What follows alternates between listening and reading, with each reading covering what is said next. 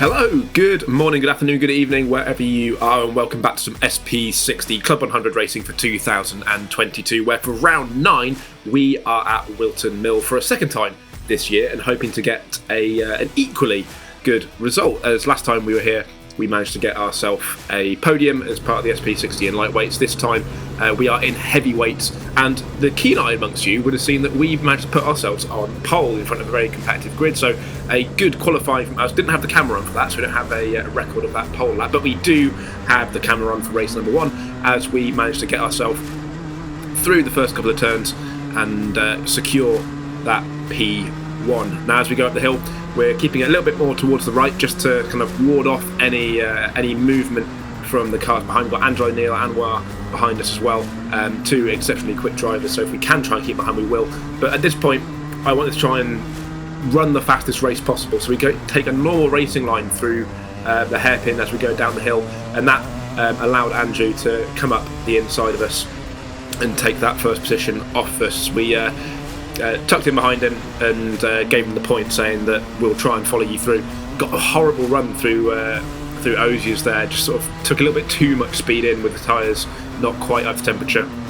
Ran a little bit wide, and you could see there that the exit off the corner meant that Andrew was already able to put a bit of a gap on us. So as we come through to end the first lap, we've lost the position, but we're still just about in touch with Angelo Neil in front of us, and if we can try and stay in touch, then we'll be not too bad for the rest of this race. But we do have Anwar behind us, and as we climb up the hill we're trying to stay in that slipstream, very powerful round Whilton Mill slipstream, and as we get to turn in, we've got Anwar inside of us, so we can't take our normal racing line, but again we sort of tuck in behind him, and we know that being the exceptionally quick driver that he is, I'm pretty sure he'd secured the SP60 title before round 9 with a few rounds to go. So if we can stay behind Anwar, then we're in a good position, but we just weren't able to sort of keep the consistency as we progressed through race number 1. So you can sort of see here that Andrew, who's currently in the lead, and Anwar behind him, they're working together quite nicely, and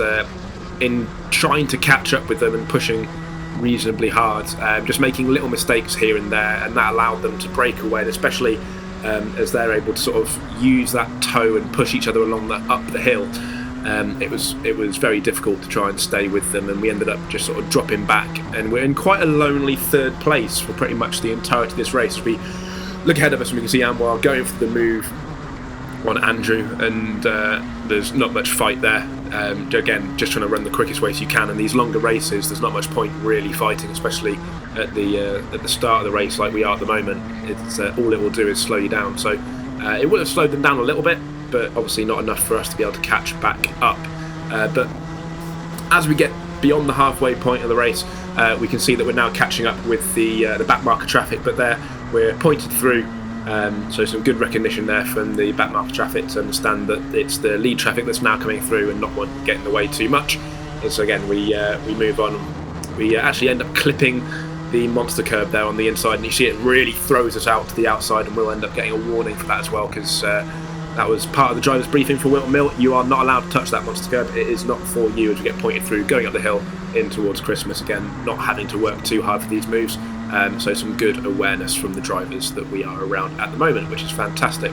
Now if you look ahead, you can see a group of 3 karts that are having a really good old fight, and this is a really good example of just how much time you can lose by fighting with each other around a circuit, especially a circuit like Whilton Mill, which really punishes you for being off the optimum line.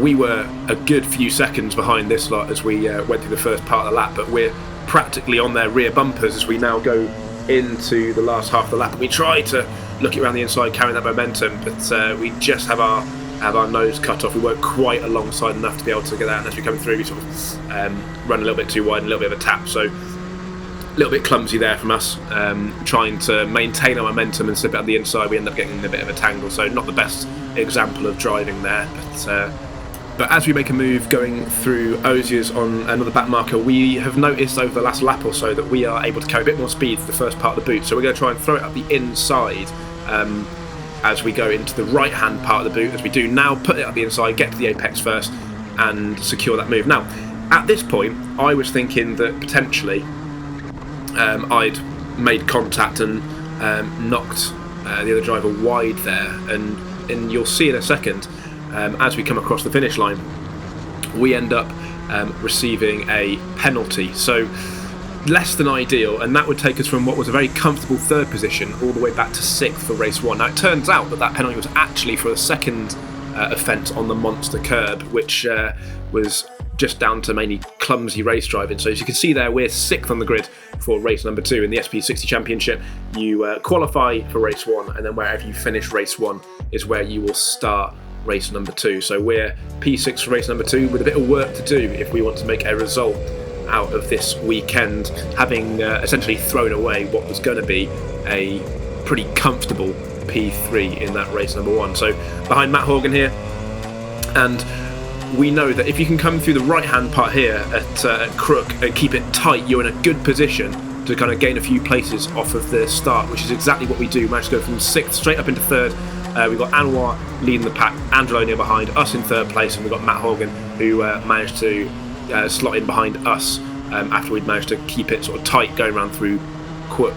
And in this race, we managed to have a much cleaner first couple of laps, which then allowed us to stay with Anwar and Andrew, which was crucial in this race. Like I said, if we want to try and make a result out of this, having finished 6th in the first race, it's going to take a really good result if we want to be anywhere close to the podium. So really latching on to Andrew's bumper here, and we're not looking to make a move at this point, unless of course Andrew has got unlucky and he's pulled a kart that isn't up to speed.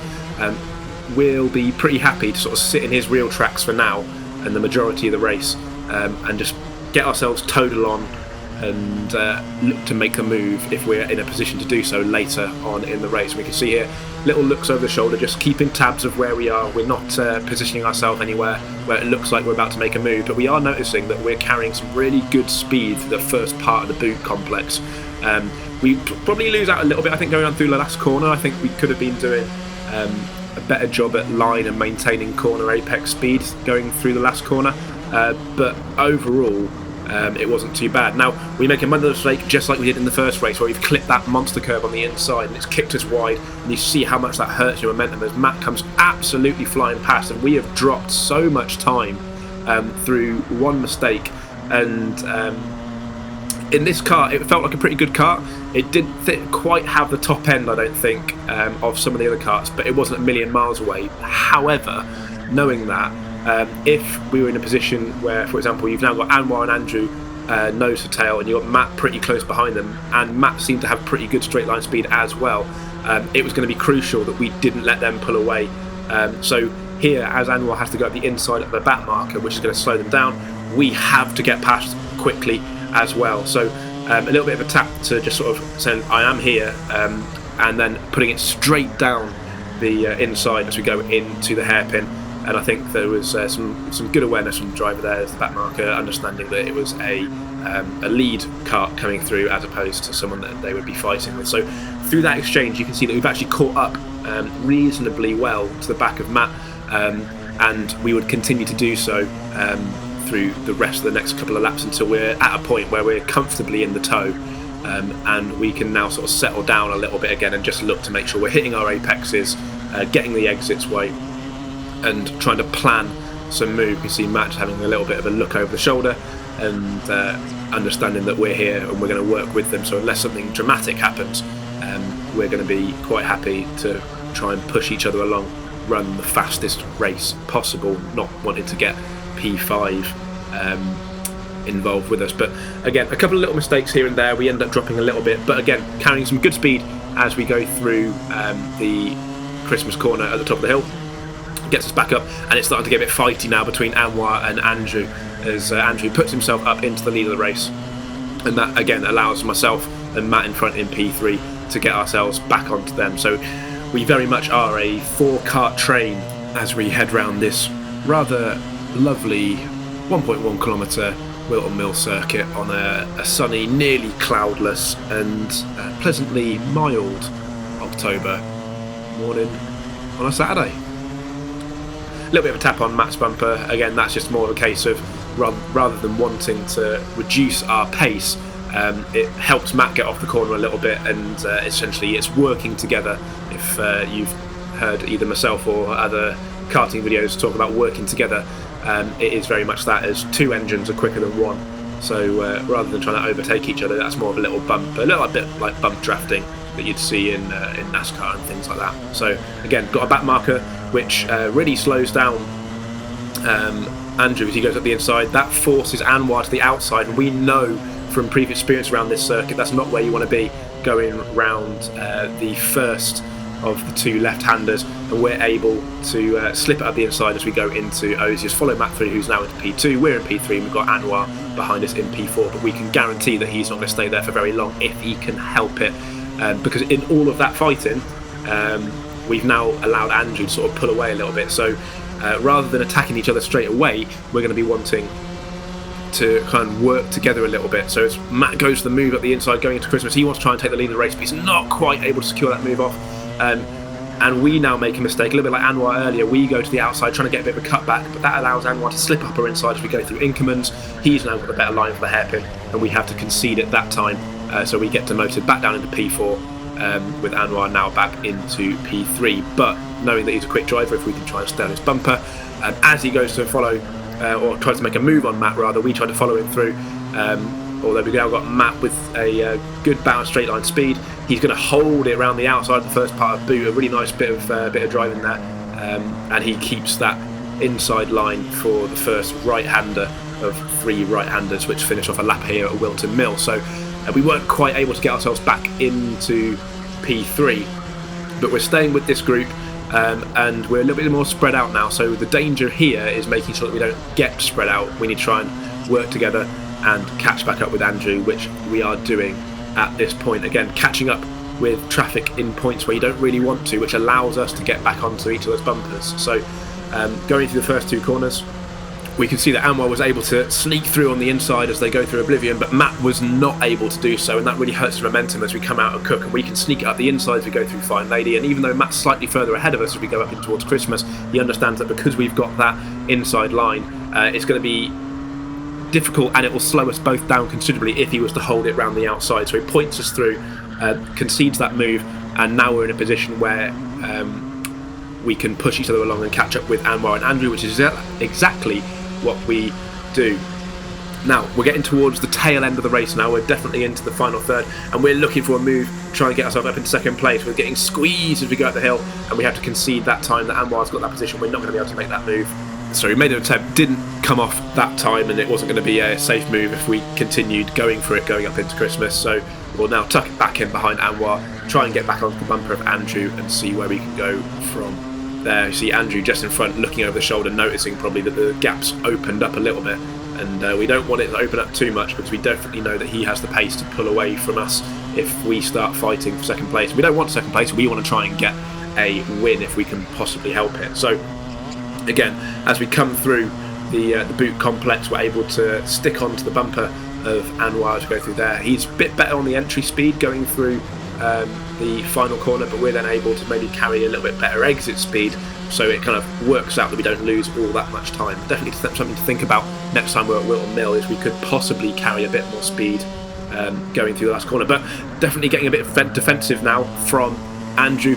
Anwar has to follow him, otherwise it was a possibility that we might have sent it up the inside. And again, going defensive, going down towards the hairpin, we keep a normal line because we're trying to think if we can carry a bit more momentum. We go towards the outside for the next left-hander, but we, having seen what happened to Anwar earlier, decide to back out of it. We don't want to be stuck on the outside and give up that position to Matt, who is right on our bumper behind. And as we come through Osiers, we've again noticed that we're able to carry a bit of better entry speed into that corner, as we also start carrying that better speed going through the first part of the boot. A couple of taps onto the back of Anwar, maybe a little bit clumsy, but nothing intentional. It's more just a case of trying to keep up the maximum speed that we can whilst working as a group. Now, as we come up the hill, we can see that Andrew is aware that he has not got this position, and there's a big send from Anwar. Ends up getting together. They end up having to cut the next part of the top of the hill, affectionately known as Boxing Day by the Alpha Live timing guys and the Double Dash Media guys, and that promotes us into the lead position in this race. It was an opportunistic move there by Anwar, and it didn't quite come off this time. The contact sending both of them wide, and as we cross the line, we can see that we've got just over 5 minutes of this race to go. So we've got 5 minutes of hard defending from Matt behind us and Anwar and Andrew, who will be chasing us down relentlessly behind, I am sure. Plus, we've now got the added complication of some backmarker traffic in front of us, so we have to negotiate this traffic absolutely perfectly if we're to keep the momentum that we need to keep Matt behind us, which is made all the more difficult when we can see that the cars in front of us are battling each other as well. So as we come over the start-finish line, we hold it towards the left-hand side because we want that better line going in through Oblivion, which will mean that we've got one of those positions done. We can then carry more speed as we go through Crook, and up the inside we're sort of trying to signal to this driver that we are not racing each other. So you can see there they were trying to squeeze us. They were possibly thinking that they were defending from the cart they just overtaken, but it's like, no, we're not fighting each other. I am the leader.